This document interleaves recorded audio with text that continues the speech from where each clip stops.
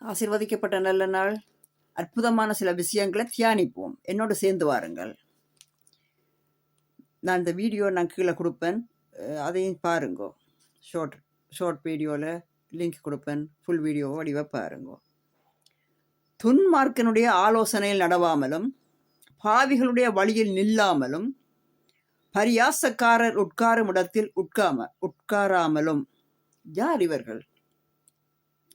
இப்போ பாருங்க, இந்த உலகத்தில் கடவுள், சாத்தான், நடுவில் மனுஷன். நன்மை தீன்மை நடுவில் மனுஷன். இந்த மனுஷனுக்கு எங்கே போகிறதுன்னு தெரியாது என்ற இங்கால கடவுள், அதாவது நன்மை, கடவுள் என்றால் நன்மையின் அதிகாரி. சாத்தான் என்றால் தீமை, பொய், பிரட்டு, வஞ்சகம், சூது, வாது இவர்களின் தலைவன் சாத்தான், சத்துரு எனப்படும். இது ரெண்டு சக்திகள். இந்த சக்திகள் மனிதருக்குள் செயற்பட்டால்தான் அந்த மனிதன் ஒரு காரியத்தை செய்யக்கூடிய மனிதனாக மாறுகிறான். இல்லாவிட்டால் அவனும் செயலிழந்த தன்மை உள்ளவனாக இருப்பான். எந்த ஒரு காரியத்தை செய்யும் போதும் இந்த ரெண்டு சக்திகளும் இந்த மனுஷனுக்கு தேவைப்படுது. இந்த மனுஷனுக்கு கடவுளுடைய சக்தி, அதாவது நன்மையின் சக்தி எடுப்பது மிகவும் மிக கஷ்டம். இந்த தீமையின் சக்தியினால் ஒரு காரியத்தை சீக்கிரம் செய்து முடித்து விட முடியும். ஒரு பொய், ஒரு பிரட்டு, ஒரு சூது, ஒரு வாது, ஒரு வஞ்சகம், ஒரு தந்திரங்களை பாவித்து ஒரு காரியத்தை முடித்து விட முடியும். விளங்குறதா சரியாக? இவ்வளவாக இந்த வேதத்தை வாசிக்கும் போது சும்மா வாசிச்சுட்டு போகிறது. சும்மா வாசிச்சுட்டு போவீங்களா? கோயிலுக்கு போய் ஒரு தேங்காய் உடைச்சிட்டு வர்றது, இல்லை சேர்ச்சுக்கு போய் ஒரு மெழுகுதிரியை கொளுத்தி போட்டு வர்றது. அந்த தேங்காயினுடைய அர்த்தம் என்னன்னு தெரியுமா? இந்த தேங்காய் எவ்வளவு கடினமானது என்று தெரியுமா? அது மனுஷனுடைய இருதயத்தை வெளிப்படுத்துகிறது. அந்த தேங்காயை முதலாவது தேங்காய் எங்கே இருக்குன்னு பார்ப்போம். அது உயரமான ஒரு மரத்தில் இருக்கிறது. அதை முதலாவது கண்டுபிடிக்க வேண்டும், அதை முதலாவது பறிக்க வேண்டும். அது இதயத்துக்கு ஒப்பாக இருக்கிறது, மனுஷனுடைய இதயம். அந்த தேங்காய் எடுத்து முதலாவது அதை பிரித்து அந்த பொச்சுகள் எல்லாம் எடுத்து அதுக்கு வேலை செய்ய வேண்டும். இருதயத்துக்கு நாங்கள் வேலை செய்ய வேண்டும். எங்கள் இருதயத்தை சூழ்ந்திருக்கிற வஞ்சக தந்திரங்கள் எல்லாவற்றையும் எங்களையே நாங்கள் இனம் காண வேணும். இனம் கண்டு அவற்றை நாங்கள் உரிக்க வேண்டும். அது தேங்காயை நாங்கள் எங்கள் கைகளில் எடுக்க வேண்டும். எடுத்ததான் எங்கள் இருதயம். இவ்வளவு கடினமாக இருக்கிற அந்த இருதயத்தில் கடினம். வேதம் சொல்லுகிறது, முரட்டாட்டம் கொண்ட இருதயம் கொண்டவர்களாக நீங்கள். மனுஷர் முரட்டாட்டம் உள்ள இருதயம் உள்ளவர்கள். அந்த தேங்காயை உடைக்கும் போது உள்ளுக்கு என்ன இருக்கிறது? ஒரு உணவு, ஒரு பதார்த்தம், ஒரு திராவகம், ஒரு தேவ திரவமே அங்கே இருக்கிறது. அதை நாங்கள் வெளியே கொண்டு வந்தால் அந்த மனுஷன் தேவ மனுஷன். அதாவது இதயம் நொறுக்கப்பட்டு இரட்சிக்கப்பட்டால் ஒழிய அவன் தேவ மனுஷன் இல்லை. அதற்கு முயற்சி செய்கிறவர்கள் உண்டு, அதற்கு முயற்சி செய்து வெற்றி கண்டவர்கள் உண்டு. இருதயத்தை சுத்திகரித்து முழுமையாக யாரும் எந்த மனுஷனும் செய்ய முடியாது. கடவுள் இயேசப்பா பிரமபிதா சொல்லியிருக்கிறார், இது மனுஷனால் கூடாது. மனுஷனால் முயற்சி செய்ய முடியும். மனுஷனால் தங்கியுள்ள மனுஷன், கடவுளுக்குள் தங்கியுள்ள மனுஷன், தங்க விரும்புகிற மனுஷன், தன்னால் முடியாது என்று கண்ட இடத்தில் கடவுளுக்குள் தன்னை ஒப்பு கொடுத்து முடித்து விட்ட மனுஷன், அவன் பக்குவமானவன். அந்த மனுஷன் தேவ மனுஷன். இதை பிள்ளைகளுக்கு கற்றுக் கொடுங்கள். இதை சங்கீதம் 1 அதிகாரம் வாசிக்கிறேன். இதை நீங்கள் உங்களோட பிள்ளைகளுக்கு இப்படியாகவே சொல்லிக் கொடுங்கள். சும்மா வாசிப்பதிலோ அர்த்தமில்லை. மற்றது மெழுகுதிரியை பற்றி நாங்கள் பார்ப்போம்.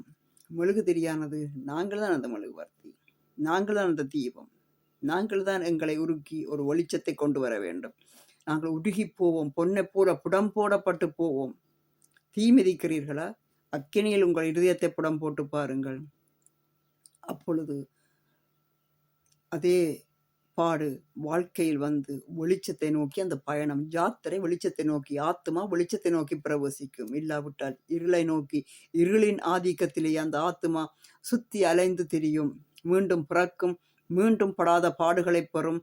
பிறப்பை பற்றி என்ன நினைக்கிறார்கள் இந்த மக்கள்? இறப்பை பற்றி என்ன நினைக்கிறார்கள் இந்த மக்கள்? மீண்டும் பிரவாமையை பற்றி என்ன நினைக்கிறார்கள் இந்த மக்கள்? உயிர்த்தெழுதலை பற்றி என்ன நினைக்கிறார்கள் இந்த மக்கள்? அவர்களுக்கு நினைவு மண்டலம் சரியாக வேலை செய்யவே இல்லை. அது சரியாகவும் சுத்தமாகவும் வேலை செய்ய பண்ணுவோம். அதை தான் இப்பொழுது நாங்கள் செய்கிறோம். கர்த்தருடைய வேதத்தில் பிரியமாயிருந்து இரவும் பகலும் அவருடைய வேதத்தில் தியானமாயிருக்கிற மனுஷன் பாக்கியவான். அவன் தான் அந்த தேங்காய்களை உடைக்கிறவனும் மெழுகுவர்த்தியை கொளுத்துறவனுமாக இருக்கிறான். இது ஒரு பிராயச்சித்தத்துக்காக ஒரு பலி கொடுப்பதை போல அந்த காசை கொண்டு போய் அந்த பொருளை வாங்கி உடைச்சாச்சு, தீர்ந்தது, சோலி முடிஞ்சுது.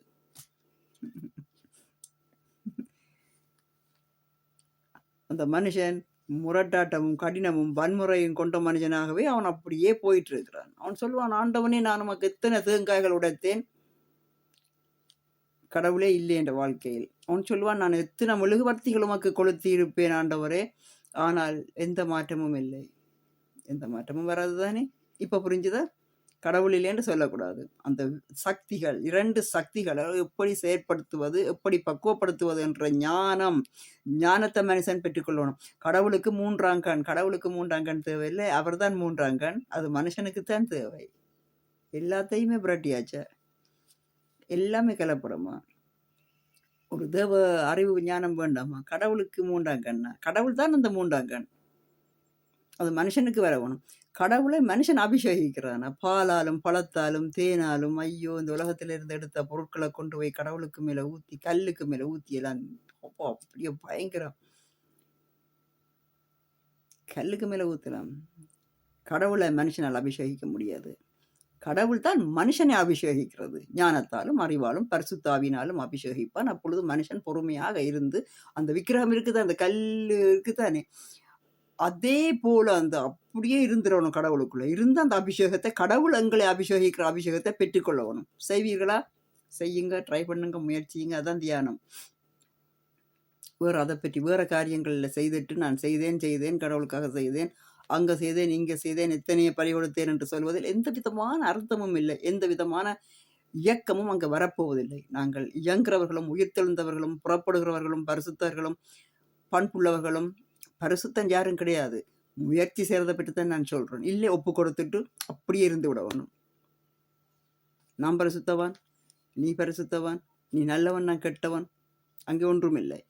நாங்கள் ஒப்பு கொடுத்தவர்கள், இரட்சிக்கப்பட்டவர்கள்.